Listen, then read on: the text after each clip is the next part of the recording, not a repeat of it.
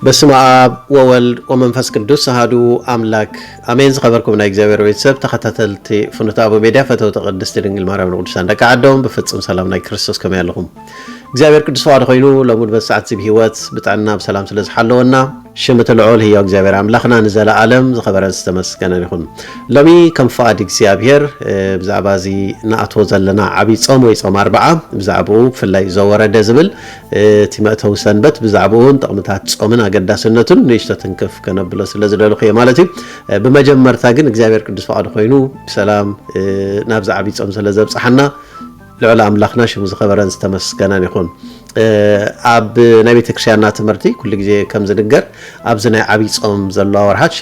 8 ሰናብቲ ክሳብ ትንሳኤ ዘሎ ማለት እዩ ነናተን ስማት ከም ዘለወን እሞ ስለዚ ኣብ መዓልቱ ኣብ ሰናብቱ ክንትንክፎ ኢና ከም ፈቃድ እግዚአብሔር ለምግን በዛ ዘወረደ ትብል ብኣ ክንትንክፎ ስለዝግባና ይመፅእ ዘለኹ። ዘወረደ ማለት ናይ ግዕዝ ቃል ኮይኑ ዝወረደ ማለት እዩ። እዚ ድማ ንምንታይ ዝዝክር እዩ ወይ ዝገልጽ እዩ?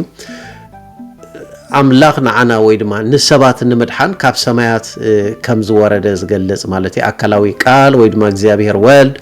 ኣብ ማህፀን ቅድስት ድንግል ማርያም ምስ ሓደረ ካብ ስጋ ስጋ ካብ ነብሳ ነብስ ወሲዱ ሓደ አካል ሓደ ባህር ኮይኑ ጎይታና ኢየሱስ ክርስቶስ ከም ዝተወለደ እዚ ብዙሕ ግዜ ዝተማሃርናዮ እንፈልጦ ነገር እዩ ማለት እዩ። ስለዚ ዘወረደ ማለት አምላኽ ንዓና ንምድሓን ሰብ አምላኽ ሰብ ዝኾነሉ ምስጢር ማለት እዩ። ኣብ ወንጌል ዮሐንስ ንዝክር እንተዳ ኮይና ምዕራፍ 3 ዘሎ ጎይታና ኢየሱስ ክርስቶስ ምስ ኒቆዲሞስ ብለይቲ እንዳተዘራረቡ ከሎ ማለት እዩ። ኒቆዲሞስ ንጎይታ ይሓቶ ነይሩ ብዛዕባ ናይ ምስጢረ ጥምቀት ተስፋ ሓቢሉ ጎይታ ንኒቆዲሞስ ነጊርዎ ብትሽዑ ግዜ ኣብ ቁፅሪ 13 ከባቢ ዘሎ ኣብ 13 14 እንታይ ዝብሎ ጎይታና ኢየሱስ ክርስቶስ ብጀካቲ ካብ ሰማያት ዝወረደ ኣብ ሰማያት እውን ዘሎ ሓደ እኳ ናብ ሰማያት ዝደየበ የልቦን ይብሎ። ብጀካቲ ካብ ሰማያት ዝወረደ ኣብ ሰማያት እውን ዘሎ ወዲ ሰብ ታ ወዲ ሰብ ከነሰባህለላ ይግባና ማለት እዩ። ሓደ እኳ ናብ ሰማይ ዝደየበ የልቦን ወዲ ሰብ ማለት ንጎይታና ኢየሱስ ክርስቶስ ንባዕሉ እዩ ማለት እዩ። ወዲ ሰብ ዝብሎ ዘሎ ንምንታይ ኣምላኽ ክነሱስ ግን ፍጹም ሰብ ከ ብምዃኑ ፍጹም ኣምላኽ ክነሱስ ፍጹም ሰብ ከ ብምዃኑ ናይ ሰብ ኩሉ ተኣካል ዘለዎ ብውህደት ስለ ዘሎ ማለት እዩ። ናይ ተዋህዶ ምስጢር እንታይ እዩ? እቲ ኣምላኻዊ ኣካል ወይ ኣካላዊ ቃል መለኮት ማለት እዩ ምስቲ ናይ ኣዳማዊ ኣካል ወይ ድማ ናይ ደቂ ሰብ ኣካል እግዚአብሔር ቀዲሙ ዝፈጠሮ ነዚ ነገራት እዚ ብውህደት ማለት እዩ። ካብ ክልተ ኣካል ሓደ ኣካል ካብ ክልተ ባህሪ ሓደ ባህሪ ኮይኑ ብውህደት ወይ ድማ ብተዋህዶ ዝተገለጸሉ ምስጢር ስለ ዝኾነ ማለት እዩ። በዚ ነገራት እዚ እቲ ዘወረደ ኣስፊሑ ስለ ናይ ነገረ ምድሓን ስለ ናይ ነገረ ምምፃእ ናይ ኣካላዊ ቃል ናብ ዝመሬት እዚ ንዓና ንምድሓን ሰብ ዝኾነሉ ምስጢር ብዛዕባ እዚ ዝገልጽ እዩ ማለት። ስለዚ ጎይታና ኢየሱስ ክርስቶስ እንታይ ዝብል ዘሎ ብጀካቲ ካብ ሰማያት ዝወረደ ኣብ ሰማያት እውን ዘሎ ወዲ ሰብ ሓደ እኳ ናብ ሰማይ ዝደየበ የልቦን ይብለና። ሕጂ እዚአን ተን ቃላት ካብ ሰማያት ዝወረደ ምባሉ ይገልጸልና ኣሎ። ዘወረደ ንብሎ ዘለና ኣብ ሰማያት እውን ዘሎ ሕጂ ዘወረደ ክንብል ከለና በዚ ናይ ደቂ ሰባት ቋንቋ ምናልባት ቋንቋ ከሓፅር ይኽእል ኣብቲ ምግላጽ ንኣብነት ኣነ ካብዛ ኮፍ ኢለላ ዘለኹ ሰድያ እንተደኣ ወሪደ ናብ ታሕቲ ኣብታ ታሕቲ ኣለኹ ግን ኣብዛ ሰድያ የለኹን ማለት እዩ። ኣብዚ ናይ ጎይታና ኢየሱስ ክርስቶስ ዘወረደ ዝብለና ዘሎ ግን ከምኡ ይኮነን። ካብ ሰማያት ዝወረደ ግን ካብ ሰማያት ዘሎ እዩ ዝብለና ዘሎ። ስለዚ ንዓና ንምድሓን ናብዚ ምድሪ እዚ ወሪዱ ግን ከዓ ኣብ መንበረ ስላሴ ኣብ ሰማያት ኣብ ዝፋኑ ከዓ ኣሎ። ሕጂ እዚ እንታይ ዝገልጸልና ዘሎ ንዓና ንምድሓን ሰብ ኮይኑ ዝተገለጸሉ ምስጢር ናብዚ ምድሪ እዚ ምስ ስጋ ተዋሂዱ ዝተገለጸሉ ምስጢር ዳሉ ዝገልጽ ዘሎ እምበር ገና ኣብ ዝፋኑ ከም ዘሎ ገዲፍዎ ዝወረደ ወይ ጠንጢንዎ ዝመፀ ጌርና ክንርድዋ ይግባአን ማለት እዩ ስለዚ ነዚ ነገራት እዚ ምናልባት ኣብቲ ናይ ምስጢረ ስላሴ ኣብቲ ናይ መልኣት ኣብቲ ናይ ህላዌ ኣብኡ ብሰፊሑ ስለንመሃሮ ኩልና ንፈልጦ ንኸውን ማለት እግዚኣብሔር ብመልኣት ኣብ ኩሉ ከም ዘሎ ኣብ ሰማይና ምድርን ኣብ ባሕርና ማዕሙቕን ኣብ ሲኦል እውን ከይተረፈ እግዚኣብሔር ብመልኣት ከም ዘሎ እዚ ክንፈልጦ ይግባአን ምክንያቱ እግዚኣብሔር ብቦታ ብጊዜ ብነገራት ዘይውሰን ኣምላኽ ስለ ዝኾነ ማለት እዩ እግዚኣብሔር ብመልኣት ስለ ዘሎ እንተደኣ እግዚኣብሔር ኣብዚ ቦታ የለን ኣብዚ ግን ኣሎ ክበሃል እንተደኣ ኮይኑ ውስን ንገብሮ ኣለና ማለት እዩ እግዚኣብሔር ውስን እንተደኣ ኮይኑ ከዓ ኣምላኽ ክኾን ኣይክእልን ማለት እዩ ስለዚ ናይ ጎይታና መድሓኒትና ኢየሱስ ክርስቶስ ንኒቆዲሞስ ዝሃቦ ትምህርቲ ግን ካብ ሰማያት ዝወረደ ግን ካብ ሰማያት ከዓ ዘሎ ብጀኩ ናብ ሰማይ ሓደ እኳ ዝደየበ የልቦን ይብለና እዚ እቲ ዘወረደ ትብል ናይ ነገረ መድሓን ምስጢራት ዝገልጽ ማለት እዩ ስለዚ እቲ መሰረታዊ ጥቕምታት ናይዚ ጾም እንብሎ ዘለና እንታይ ብዓብይ ጾም ወይ ጾም 40 ጎይታና መድሓኒትና ኢየሱስ ክርስቶስ ወንጌል ዮሐንስ ማቴዎስ ማለት ምዕራፍ 4 ብግልጽ ተቢሉ ተጻሒፍልና ኣሎ ኣብ ገዳመ ቆሮንቶስ ከይዱ 40 ሌትን 40 መዓልትን ከም ዝጾመ በተፈታኒ ዲያብሎስ ብኡን ከም ዝተፈተነ ሰለስተ ዓበይቲ ፈተናታት ከም ዝቀረበሉ ንጎይታ ነዚ እውን ጎይታ ልክዕ ዲያብሎስ መጽሐፍ ቅዱስ ጠቂሱ ከም ዝፍትኖ ዝነበረ ጎይታና ኢየሱስ ክርስቶስ ድማ መጽሐፍ ቅዱስ ጠቂሱ ቻሌንጅ ገብሮ ይብድሆን ኪድርሐቅ ይጎንሐን ከም ዝነበረ መጽሐፍ ቅዱስ ብግልጽ ያረዲእና ኣሎ ስለዚ እቲ ዓብይ ጾም ዘብሎ ጎይታና ኢየሱስ ክርስቶስ ባዕሉ ጸይሙ ባሪኹ ኣርአያ ሆይኑ ዝሃበና ስለ ዝኾነ ማለት እዩ ምክንያቱ ንሱ ስለ ዝጨነቆ ወይ ስለ ዝጸበቦ መልስ ካብ እግዚአብሔር ስለ ዝደለ በዚ ነገራት እዚ ኣይኮነን بعبيو تي نعناون تمرتي أرأينتون كجدفلناون سلازدلله مالتي سلازي بزي تختيلنا دما عبي صوم تباهي لفلت عبي تكشينا زلو كابتم عبيت ناي أواجات صومات سبحال مالت شوعات صومات فلاي عبي تباهي ويدما كبري تي عباي مالت ببزح جزي ترايزي كونه تي كبري كبرنا بعلو قويتنا يسوع كريستوس بعلو باريخو قديسن صحابنا سرعه سلازونه مالتي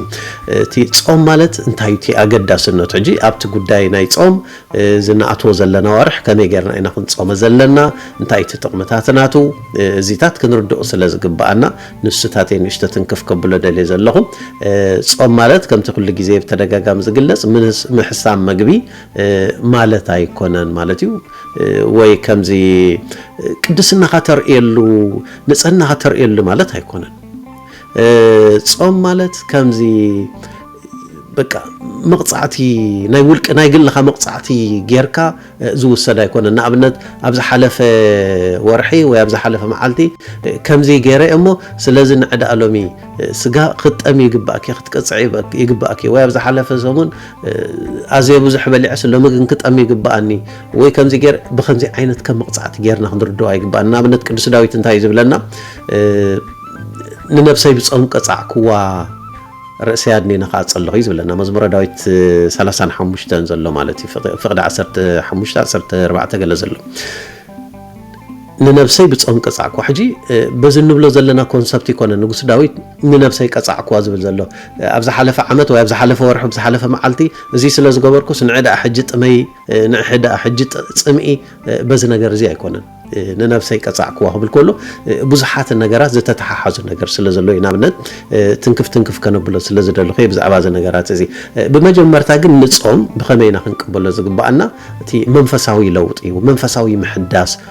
ዞም ነገራት እዚኣቶም አገደስት ምዃኖም ቅዱስ ጳውሎስ እንታይ ዝብለና ኣብ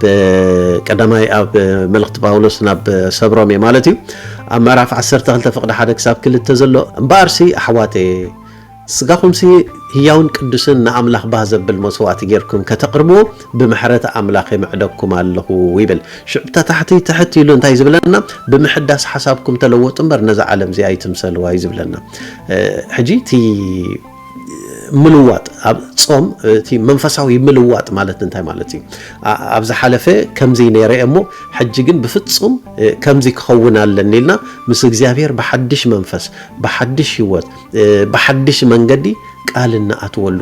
መንፈሳዊ ህይወትና መንገድና ናብ ቅድሚ እግዚአብሔር እንዓርየሉ ቲ አፕሮች ናብ እግዚአብሔር ዘለና ቀራርባ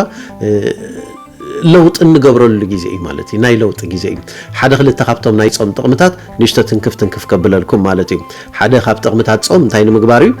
ትሕትና ንክንገብር ይሕግዘና ማለት እዩ ትሕትና ንክንገብር ከመይ ማለት እዩ ትሕቲልና ሰላም ቀሲልና ምዝራብ እዞም ነገራት ወይ ድማ ንምድር እንዳተሰከፍና እንዳረገጽና ክንከይድ ነዚ ነገራት እዚ ኮነንተ ትሕትና መሰረታዊ ነገር ማለት እዩ ንኣብነት በጣም ዘሸግሩዋ ነገር አለው ንነፍስ እንስጋና تعبيت يشجرنا أيوه متشوت يشجرا شوهات مخفات بزح مبلع بزح مزراب زم نجارات بزح أشجر تزخون نجارات الله مالتي سلازي نفس أنت دا أبتعبيت ويسقى أبتعبيت أنت دا متى نور كاتي زمر أنت دا أب متشوت أنت دا متى أب كومفورت أنت دا متى نبزي تدلي ما قد نخد كيد تتصعي باس نجار سعيباز بحال نجارات الله كالي نجارات علو تاو نجارات يزي سعب مالتي سلازي أبجيزي تصوم نزوم نجارات يزي أتوم كنترول غير كا بتحوت بهدوء منفس أبجزي أبيهر منبارن ممللاسن مالتي سلازي تحتنا زبال نزوم نجارات يزي أتوم نسجا زشجروا زبلو نع أتوم تقاس أسيركم هدي إلكا تحتي إلكا رأس خادنينكا أبقى المجزي أبيهر مقراب مالتي كاري أب قدس يعقوب انتاي زبلنا نعرف 4 فقد 6 أملاخ نعبيات يتصاررهم يزبلنا نتحتات جن ጸጋይ ይሁቦ ምክንያቱ እዞም ትዕቢታት እዚኣቶም ንስጋ ናብ ዘይተደለየ መንገዲ ስለዝወስድዋ ንመንፈስ ለኪማታ ካብ እግዚአብሔር ከም እንርሓቅ ያትገብረና ማለት እዩ ስጋን መንፈስን ተጓቲተን ካብ እግዚአብሔር ከም ዝወድቃ ይዝገብር ዝትዕቢት ማለት እዩ ስለዚ አምላኽ ካ ኩሉ ግዜ ነዞም ዕብያት ንዓቶም ይጻረሮም ይቃወሞም ይዝብለና ዘሎ ቅዱስ ያዕቆብ ነቶም ትሑታት ግና ጸጋይ ይሁቦ በቃ ኃይሊ ይሁቦም مسأمي نبر مالت سلازي እግዚአብሔር ምሳና ምእንተ ክነብር ጸጉ ምእንተ ከህበና በጸጉ ምእንተ ክነብር تحت زبله هوت تحت زبله نابرا ازي يدلنا تحت زبله نابرا مالت نبرتكا قال دربيخا نابدخنت ممصا مالت هيكونم هدوء بزغونه لزوب بزغونه ناملاخ بها بزبل منقدي بوؤو ناملاخ مسعا مالتي كالي طقمتات ناي صوم انتايو اب نصحا وي دما ناب طعسا خنمص زحجزنا حدا ازيا قداس زغونه نجر مالتي زغبرنايو نجر زسرحنايو سراح نعو ذكرنا اب قدم እግዚአብሔር بدل كم زغبرنا نز نجر زي فليتنا نعو نخنقدفو بحدش قال ناب እግዚአብሔር نمصالو نجري مالتي منقدي مالتي نابنت سبننوي انت دارينا بزحلفي ابناي صمننوي كم زرعنايو مالتي ننوي حطيات مسغبرو سبننوي حطيات مسغبرو قدوس يوناس وي نبي يوناس كيدو ناينس حسب كتسب يقلو كاب نغوس كسابتي زتحته هصان زبحال مالتي انسساون كيترفه كله اب قدم እግዚአብሔር በቃ ካብ መግቢ ካብ መስተ ካብ ኩሉ ከሐረም ካብ ዘሎ እንስሳውን በቃ ኮፍራ ይብለንን ይሉ ትእዛዝ አዋጅ አውጪ ማለት ነው እንጂ ካብ መብላዕ ካብ መስታይ ጥራይ ዘይኮነ ጎይታይ ካብቲ ዝኸድናዮ መንገዲ ካቡ በፍጹም ተለውጥና በሐዲሽ ህይወት በትንስኻት ትደልዩ ክንከይዲና ኢሎም ፍጹም ለውጢ ዘርአይሉ ወይ ድማ ጣዕሳ ዘርአይሉ መንገዲ ማለት ነው እዚህ ስለዝኾነ ጎይታና ኢየሱስ ክርስቶስ ከም አብነት አምጽይዎም ንሰብነነወ ማለት እዩ ሰብነነወ በስብከት ወይ ብንስሐ ናይ ቅዱስ ዮናስ ብናይ ነብይ ዮናስ ከም ዝተለወጡ ማለት እዩ በስብከት ናይ ዮናስ ማለት እዩ ነነወ 40 መዓልቲ ክጠፊአ እንተዳ ናብ አምላኽ ዘይተመሊስኩም ጊዜ ውሕድ ተሪፍኩም ዘለና በላ አዋጅ ምስ መጽ ሕጂ ነዞም ኣብ ጭራህ ኣብ ፈንጠዚያ አምቾት ካሊን ዝነበሩ ካብ ሰማይ ሓውኽ መጽኡ ክበልዓና ወዘተ ዝብል ንዖም ከምዚ ከላስኢልካ መፈራርሕ ዘይከውን ነገሪ ወዘተ ናብዚታት ማአተው ነይሮም ግን እዚ አይደለይ ካብ ዝለዓለ ክሳብ ዝተሓተ በቃ ሕጂ ኩሉ ሰብ እዚ ክኸውን ኣለዎ ኣብ ትሕቲ አምላኽ ትሕት ክንብል ኣለና ኩሉ ክገብር ዝኽእል አምላኽ መልእኽቱ ስለዘሰደደ እንተ ዘይተለወጥና ክንመውት ኢና ሸለልተኛ ሰብ ከይርከብ ድማ ንጉስ አዋጅ አውጽ አይኮነን ሰብ ክሳብ ክንደይ ጽኑዕ ምዃኑ ማለት ይተአዋጅ እንስሳውን ከይተረፈ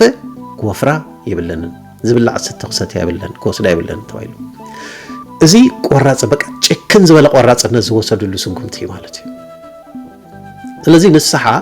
ናብ ከምዚ ደረጃ እዚ ዘምጻካ ማለት እዩ ናብዚ ናይ ጣዕሳ ናብዚ ናይ ሓድሽ ቋንቋ በሓድሽ መንገዲ ክኸይድ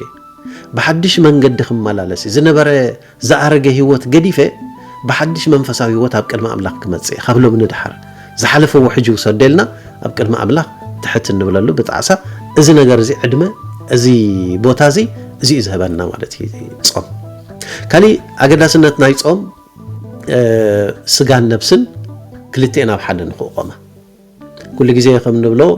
سغا نيغزار سدليت علوا ቅዱስ ያዕቆብን ግልጽ ገርልናዩ ነፍሲ ናይ ገዛርሳ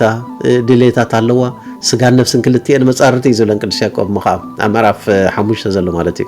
ስጋን ነፍስን ክልቲአን መጻርቲአን ስጋ ነቲ መንፈስ ትደልዮ ነፍስ ትደልዮ አይደልና ነፍስ ከዓ ነቲ ስጋ ትደልዮ አይተደልን ክልቲአን ኩጓተት ኣብ ዓውደ ኩናተን ዘሎ ጾም እንተዳ ኮይኑ ግን ክልቲአን ተሕት ኢለን ናብ ኣምላኽ ዘቕናዕ ከምታ መጀመርታ እንታይ ኢልና ነርና ጾም ንትሕትና ጽቡቕ እዩ ደልናዮ ስለዚ ንትሕትና ማለት እንታይ እዩ እቶም ንስጋ ዘሸግሩ ዘበሉ ነገራት ንዓኣቶም ኮንትሮል ኣብ ምግባርን ኣብ ምቁጽጻርን ጾም ይሕግዝ ኢልናዮ ስለዚ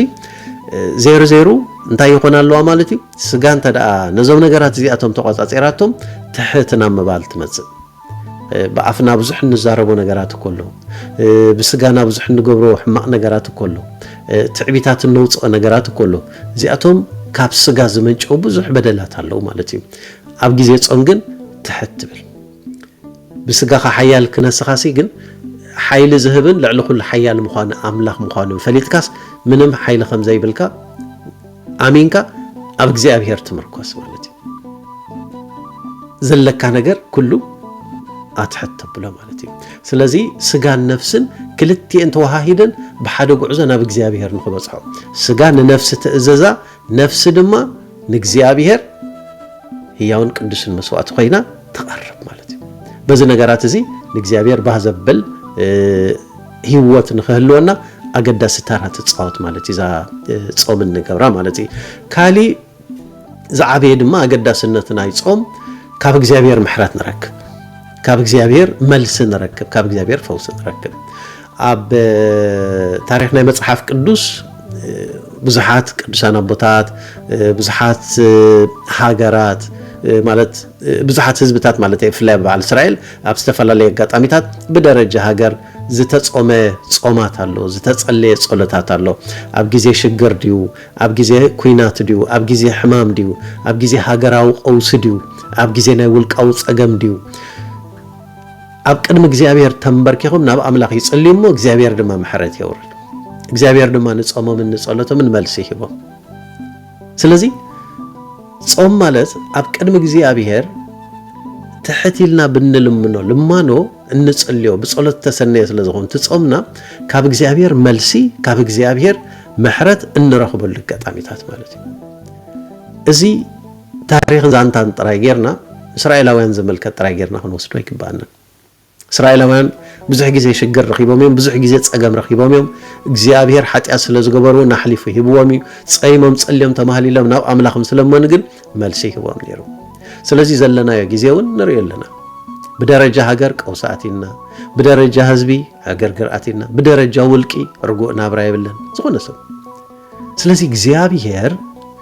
ብውልቅናን ብስድራናን ብደረጃ ሃገርን ሰላም ኸውርደልና ናይ ኩልና ኣብዚ ናይ ወቅቲ ናይ ጾም ወቅቲ ወይ ናይ ጾም ወርሓት ሓበራዊ ዝኾነ ሓደ ዕላማ ዝሓዘ ናብ እግዚአብሔር ሕቶና ሓቶ ወይ እንልምኖ ልማኖ ክህሉ ክእል ኣለዎ ብህይወትና ሰላም ክህበና በሃገርና ሰላም ክህበና ምስ ኩሉ ጎረባብቲ ብሰላም እንነብረሉ ኩናት ወረኹናት ከጥፋልና ዝኹሉ ኣብ ርእስና ዘንጸላሉ ሓደጋታት ነዞም ነገራት እዚኣቶም ውዲትና ይጸላእ ስለ ዝኾነ እግዚአብሔር ካብ መፈንጠራ ሃዳናይ ኣምሊጡ ንመጻወዳ ዲያብሎስ ከፍርሰልና እዚ ናብ ኣምላኽ ክንጽልዮ ዝግባአና እዩ ፍላይ ኣብዚ ሰዓት እዚ ኩሉ ግዜ ሎምደ ጽባሕ እንዳተባሃለ እዚ ናይ ኩናት ነገር ንሪኦ ኣለና ኩሉ ተሓደ በቲ ተዳልየ ኩሉ ስብነቱ ዘርእየሉ አጋጣሚታት እዩ ዘሎ ማለት እዩ እዚ ግን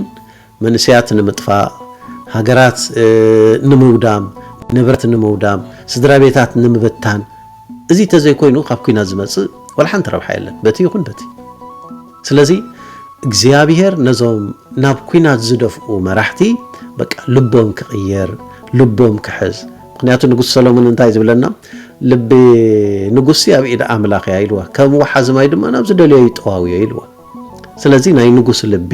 ናይ መራሓ ሃገር ልቢ ኣብ ኢድ እግዚአብሔር ተደልየ ትሮ ተደልየ ዝለቆ ተደልየ ለስልሶ ናይዞም መራሕቲ እዚኣቶም እግዚአብሔር ልቦም ንኽልውጥ ናትና ዓቢ ግደ የድልየና ሰብነ ነው ይኽንብል ኮለና ኮ ምናልባት ካብዝ ንገብሮ ዘለና ወይ ካብዝ ንሰርሖ ዘለና ሓጢያት ዝበዝሐ ሓጢያት ይገብሩ ነይሮም ኮን ይሁን ዝገደደ ዝኸፈአ ሓጢያት ካብዝ ዘለና ማለት ከም ህዝቢ ዝኸፈአን ዝገደደን ኳላ ኣብ ሰማያት በጽሕስ ክትጠፊኢኹም ክድምሰሲኢኹም ኣብ ውሽጢ 40 መዓልቲ ኢልዎ ግን ቆራጽ ዝኾነ ጨካን ዝኾነ ስጉምቲ ወሲዶም ፍጹም ዝኾነ መንፈሳዊ ለውጥ የማርዩ ማለት መልስኻ ካብ እግዚአብሔር ለሚኖ ድሕሪ 3 መዓልቲ ስለዚ ኣነ ንስኹምን ከ ንሕና ከም ህዝቢ ከ እግዚአብሔር ጸሎትና ዘይሰምዕ ዘሎ መልስና ዘይህብ ዘሎ ስንታይ ስለ ዝኾንና እዩ ይዘሎ ትሽግር ኣሎ ዝተቀየረ ነገር የለን ትጾም ቀጻሊ ይጽወም ኣሎ እኮ ዳብዝ ጊዜና ዝጽወም ዘሎ ጾም ይበዝሕ ኣብ ዓመት እኮ 365 መዓልተን ዘሎ ልዕሊ 200 እኮ ናይ ጾም መዓልታት እኮ ናይ ጾም ጊዜያት እኮ ግን ዝኩሉ ጾም እንዳተጾመ ለውጥ ዘይንሪእሉ ስንታይ ስለ ዝኾነ እዩ እዚ ቁሩብ ከምዚ ገምጋም ክንገብር ጽቡቕ ታጅጸገምና እግዚአብሔር ጸሎትና ይሰምዕና ይኮነን ይሰምዕ ጸሎትና እንጽልዮ ጸሎት ግን እንታይ ትሕስቱ እዚ እግዚአብሔር ይፈልጥ ኣይኮነን ነቲ ጥዑይ ነቲ ሕማቕ ጸሎቱን እግዚአብሔር ኩሉ ይሰምዕ ይረየና ግን ንምንታይ ኢና ንጾም ዘለና ሰብ እስራኤል እኮ ኣብ ትንቢት ኢሳይያስ ምዕራፍ 58 ብዛዕባ ብዝርዝር ገሊጽዎ ዘሎ ጸይምና ጸሊና ስጋና ሓሲርና ኣብ ሓሙኽሽቲ እንዳንገርገርና ካሻ ተኸዲና ብዙ ኩሉ ነገር ነፍስና ሓሲርና ሲ ንጾም ኣለና ግን ታኾን ከ ምላሽ ዘይተበና ወይ መልስ ዘይተበና ኢሎም እግዚአብሔር እንታይ ኢልዎም ብጊዜ ጾምኩም ሲ ግብርኩም ይኹም ተገብሩ ኢልዎም ንዝተጠቕዐ ሓራይ ተውጽዎን ንዝተጸገመ ንመበለት ፍትሒ ተውጽላን ኣብ ጫፍ ንዘሎ መሊስኩም ትደፍእዎ ትጭቁንዎ ንሓድሕድኩም ትታናኸሉ ዝኩሉ ግብርኩም ይኹም ትገብሩ ዘለኹም ኣብ ጊዜ ጾምኩም ጠይኹም ተውዕሉ ኣለኹም ሓሙኽሽቲ ትንስንሱ ካሻ ትኽደኑ ብጣዕሚ ነብስኹም ኣሸጊርኩም ኣለኹም ወጽቡቕ ግን ግብርኩም ትገብሩ ኣለኹም ስለዚ ታ መጀመርታ ዝበልኳ እንታይ ጾም ምጽዋም ማለት ከምዚ ናይ ውልቅ መቕጻዕቲ ከምዚ ናይ ሕስረት ከም ጌርና ክንወስዶ የብልና ጾም ማለት ከም ይኮነ ቅዱስ ዳዊት ንነፍሰይ ብጾም ቀጻዕኩዋ ክብል ከሎ ከምዚ ሕጂ ንርእሶ ንባዕልና ንርድኦ ዘለና ማለት እዩ ከምዚ ስቂልና ኣብዛ ሓለፈ ጊዜ ከምዚ ስለ ዝገበርኩስ ንዕዳ ነፍሲ ስጋ ሕጂ ተረኺብ ክላ ክትቀጽዕለኪ ከምዚ ናይ ስለ ዝሰረቕካስ እንዳ ፖሊስ እስር ቤት ትኸይድ ወይ ገለ ስለ ዝተባኣስካስ ኣብ እንዳ ድጓና ተኣቱ ትእሰር ኣብ ቀይዲ ተኣቱ ከም ጌርና ከይንወስድ ብኸም ዓይነት መቕጻዕቲ ጌርና ከይንወስድ ከም እንተዳ ኮይኑ ልክዕ ዝናይ እስራኤላውያን ጾም ከም እዮም ዝጾምዎ ነይሮም ዝገብርዎ ዝነበሩ ዝሰርሕዎ ዝነበሩ በቃ ኣብ ቅድሚ ኣምላኽ ቀሪቦም ካባና ብዝገደደ እኳ ዳ ሓሙኽሽትና ንስነሱ ኣብ ካሻ ወዲቖም በቃ ናይ ሕስረት ዘበለ ነገር ኩሉ ተኸዲኖም በቃ ሓሙኽሽቲ መሲሎም ገለገለ በዚ ነገራት እዚኦም ጾሞ ነይሮም ጾም እኳ ዳ ናቶም ኣዝዩ ዝነውሐ ግን እቲ ግብሮም ከ ኣይገደፍዎን ስለዚ እቲ ዋና ነገር ኣብ ቅድሚ እግዚአብሔር ኣብ ጊዜ ጾምና ተሕቲልና ናብ እግዚአብሔር እንጸልዮ ጸሎት እዩ እንልምኖ ምሕረት እዚ ነገራት እዚ መልስ ኸውህበና ዝኽእል እሞ ብእውነት ስለ ናይ ጾም ሓድሽ ትምህርቲ ይኮነን ኩልና ንፈልጦ ኢና ኣብ ጊዜኹም መሃር ክንገር ስለ ዘለዎ እዩ بحدش منفس كم تقدس باولوس زبالو أمرنا بحدش منفس تلويتو أب كلمة إغزابير بحدش منقد بحدش هو تنقدلو خجبرنا إغزابير قدس فؤادي خلنا كوينات ورا كوينات تطفئو زنا حزبنا عجرجر زنا حزبنا سدت أب كله مومات مكتتال مفللاي زنا جرات الزيار حقو إغزابير سلام الفقرن كوردلنا قدس فؤادي خلنا ناي محرات ناي سلام زمان يقبرلنا سلازنا برنا إغزابير خبرن تمسكنا نخون تسقاقويتنا مدحنا يسوع كريستوس فقرا أملاخن حبرت منفس قدسن نسكلنا يخون نفنوت أبو حدش تزبلكم كتصالي زوج ملختين مكتتال سبسكرايب مقبر بيت سو كنا ناز ملخت زيدما شير مقبر يترسل